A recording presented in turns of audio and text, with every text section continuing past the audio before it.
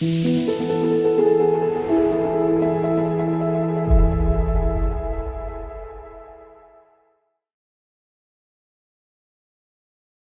welcome back to the next in our series of A Bit of Light Relief. Light relief. Light relief? Lots of relief. How are you doing actually. today? I'm good. Are you feeling relieved? I'm feeling very relieved, actually. I thought and I you noticed were. that we've changed seats a little bit, haven't Yeah. we? Just We have. We put her in the middle. after the neck The incident. flower Yeah, between two the thorns. flower between two Yes, thorns. yeah. We thought it'd be nice if you did that today. Okay, yeah. Yeah. Getting a bit of a quick neck. Yeah, Oh. yeah. Wow. We've taken the collar off though for filming purposes, haven't we? Yeah. I've got my my Star Trek outfit on anyway. I know. Anyway, moving along. Nice Yes. blue shirt, by the way. Thank you. Very good. This is us trying to help our HR community in terms of they've got a really hard and very, very stressful jobs out there. And what we want to do is bring a bit of light relief, a bit of fun to our HR community's lives and discuss sort of general topics that we know are very, very, very relevant and prevalent in the workplace at the moment. And if we can get a couple of gems out today, I'll be absolutely delighted. And you know what? It just came to mind then. What? I think the only people that actually truly appreciate what HR is like on a day-to-day basis are HR people. It's a bit like being a hitman, isn't it? Yeah, yeah. Well, yeah. Yeah. I mean, The only person that would know about that. Well, I mean, I wouldn't like to, you know. I could tell you, but I'd have to kill you. I've been known to turn up and everyone to say I'm shit what I see here. But, you know, maybe that's just me. Is that the hitman? I'd tell you, but I'd have to kill you. What I do. Well, probably, yeah. Anyway, Secrets, you know. who are Secret you? service. Who are you again? Well, I'm, would you not know my name? I do, but people. Jordan Barry-Bayliss. Yeah. double barreled. Double barrel. Barrel. We love that. I remember the We're double very barrel. hard for the double Who are you? barrel.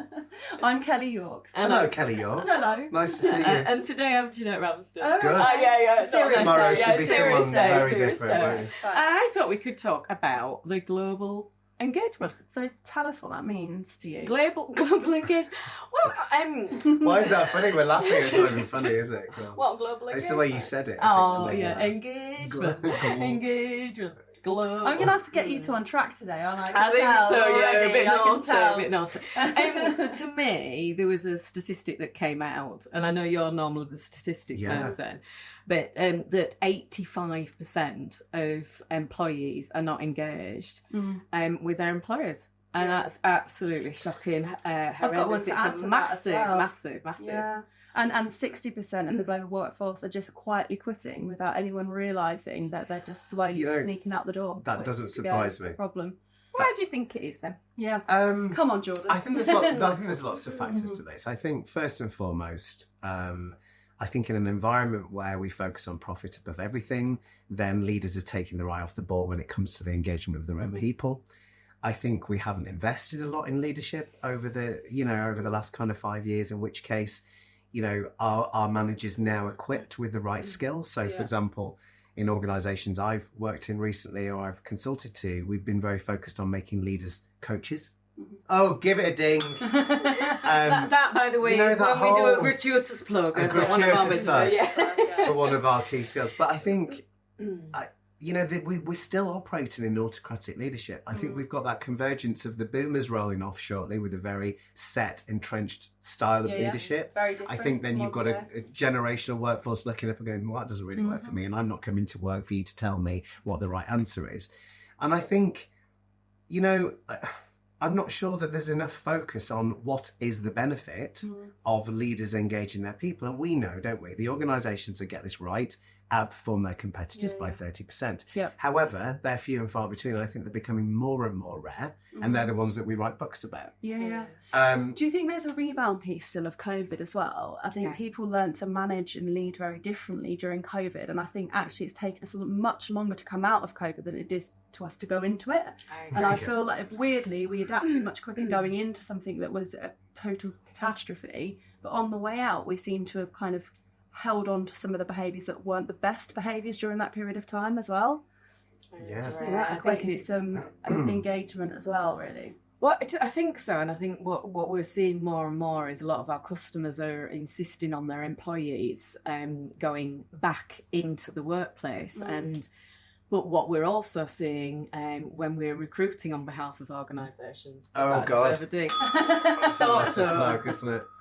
Is that the people that are able to offer flexibility are the ones that are getting the best talent out there. Well, and that's a real dichotomy, because not necessarily having people back in the workplace doesn't necessarily encourage engagement, but then it's really hard to engage people when you're not seeing them and being able to treat them. You've got to treat the groups differently as well, right? So if you've got a tech resource, a developer resource, they're not going to come back into the office 4 days a week. You know, they are inherently like to be generally on their own, doing what they want to do with output-focused kind of work. Tasks.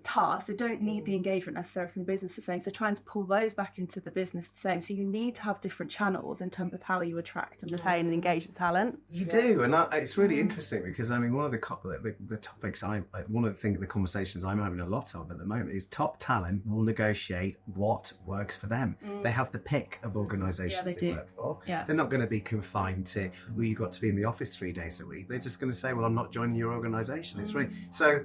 We need to get off our soapboxes and start being really realistic about this. And I think the other thing for me is so many organisations during COVID went out to their employees and asked them what their preferences were around working. And then what we see is we've done this huge piece of research, and then because a couple of people, the old dinosaurs, and I don't agree with this, I'm really going to put my neck on the chop for this. I don't think that that people need to be in an organisation 5 days a week. I think that's absolute crock, genuinely. And I think, tailoring, you were talking about it earlier, tailoring your employee experience as, an employee feeling like you're an individual is really important. Exactly that. We don't want to be sheep dipped in this one size, this fits all for everybody. So I think it needs to be flexible. And the last thing I'm going to say, Kelly, as well, the thing that really really annoys me is the fact that the people that benefited most from this, from flexible working, were women. Women that looked after children that can now go and collect the children, drop the children off from school. And now we're like, oh yeah, just get rid of all of that. I just don't agree with it. I think it's archaic. And I don't think if you trust people, they need to be told where and when and how they work. I think it goes back to that whole parent-child syndrome. It does. And it's the point about multi-channel treatment and EVP strategies, isn't it? Multi-channel. Just the fact she actually got it in. I mean, that was just multi-channel. I think, you've got frothed up on the back of her. I'll treat you some more later, don't worry. Oh, I want another one. Multi-channel. You can multi-channel me all day. Come on.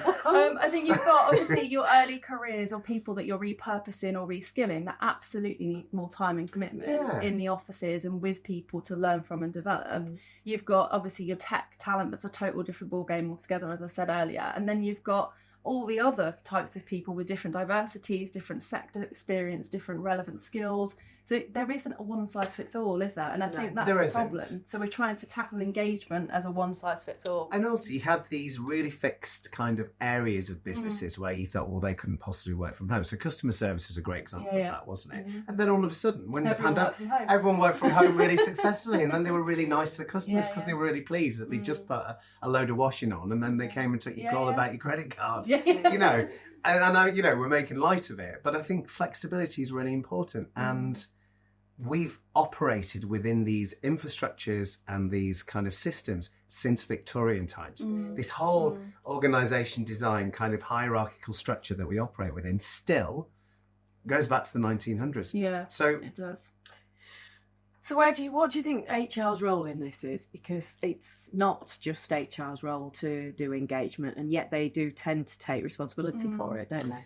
Yeah, I think, look, for me, I always use this one analogy. I think we all remember the one teacher at school who really got us, who connected with us as people, who saw us for who we were beyond just being a people. And ultimately, more often than not, we got the best results for that teacher and we did our best work.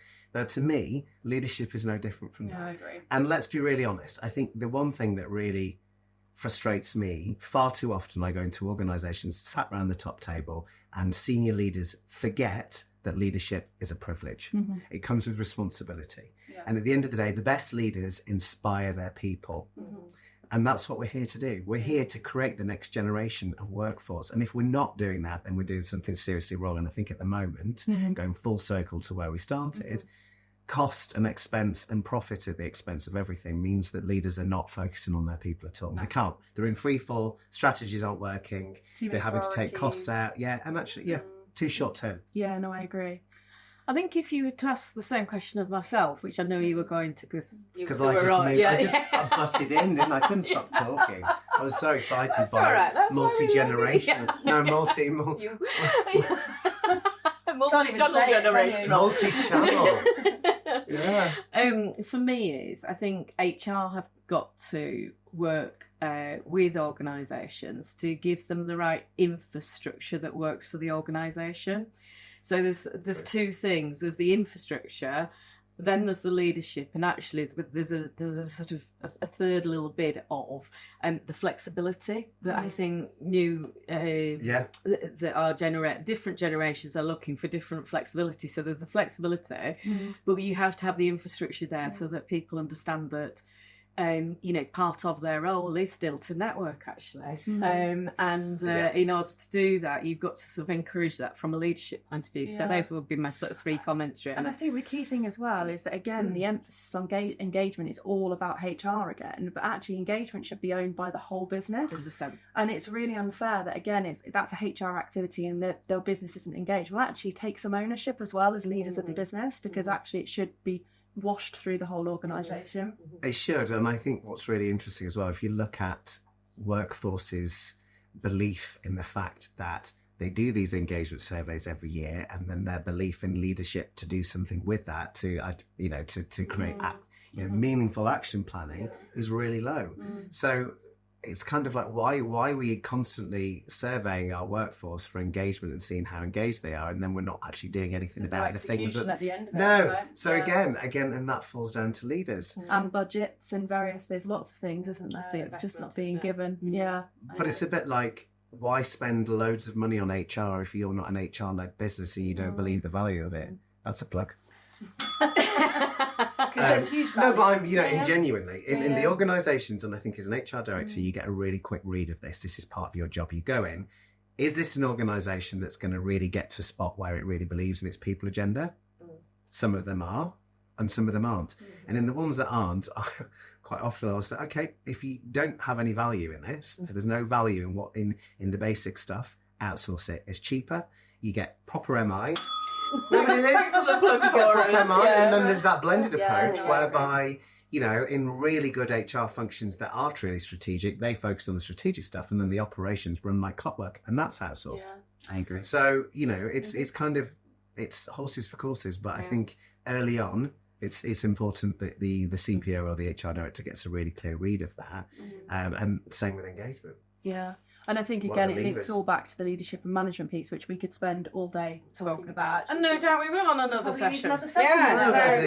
Going back to your stats, Kelly, at the beginning of this session, if we're saying that, 80% and 60%, it was 85, wasn't it? Yeah, it was actually. 85 and 60%. I mean, I think we just need to stop, don't we? 85% are disengaged, 60% of the global workforce are quietly quitting, and that 60%, I don't know if you know that equates to £8.8 trillion a year to the economy. That's enough to sink a whole country. It's crazy, so leaders, I mean, if leaders are really sat there thinking that this isn't something that needs to be dealt with and something that actually directly goes back to them, then we are in real trouble. Because it's not working. No, absolutely. I mean, that's shocking. Could you imagine that if that was your own business and you owned it and you were responsible for all of that and you heard that stat as a founder, as a CEO, that 85% of your workforce were disengaged? Well, that's a direct consequence of leadership, and we can't go on like that. We have to stop and do something about it. Yeah, very good. So, Buxley. Yeah, well, it was sort of simply put. The passion was coming so many through. words. Just like blah, blah, blah. Well, I think we'd really love to hear from you all about what you think about, whether you agree with some of the things that we said, any issues that you'd like us to address, or Yes. topics that you'd like Topics. to have. This is your session, right? And it's Yeah, it is. absolutely This it's your is for time. you. It's your This is safe for you. space. This is for you. And we do But like it is. that. It is for them because it's bloody hard work. And I've escaped now, so I can talk about this really Yay. candidly, can't I? Like I never worked in HR. On that note, Yes. on that ding, On that ding. on behalf of Doug, Thank you. and You're right there, thank Doug. you for listening. You Thank just look a you. bit put out there.